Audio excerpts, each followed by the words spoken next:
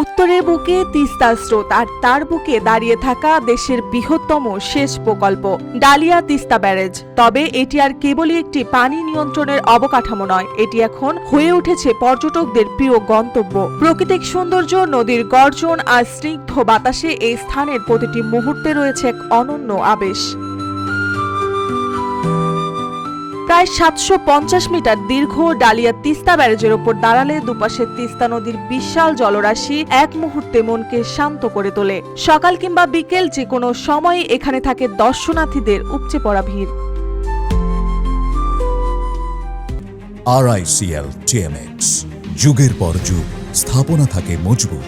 কেউ আসছেন পরিবার নিয়ে, কেউ বন্ধুদের সঙ্গে, কেউ মোবাইলে ধরে রাখছেন প্রকৃতির রূপ, কেউ বা নৌকা ভ্রমণে ব্যস্ত। পর্যটকরা বলছেন, বন্ধুর কাছে শুনে এসেছিলাম, এবার পরিবার নিয়ে এলাম। সত্যি অসাধারণ জায়গা, মনটা ভালো হয়ে গেল।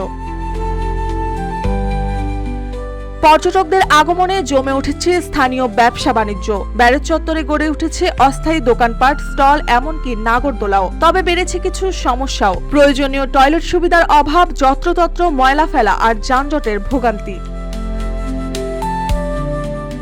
পানি উন্নয়ন বোর্ড বলছে, এসব সমস্যার সমাধানে চলছে উন্নয়ন পরিকল্পনা। দর্শনার্থীদের সুবিধার জন্য আমরা পার্কিং জোন, গণশৌচাগার, ডাস্টবিন ও হোটেল রেস্তোরাঁর পরিকল্পনা হাতে নিয়েছি। হচ্ছে মাস্টার প্ল্যানও।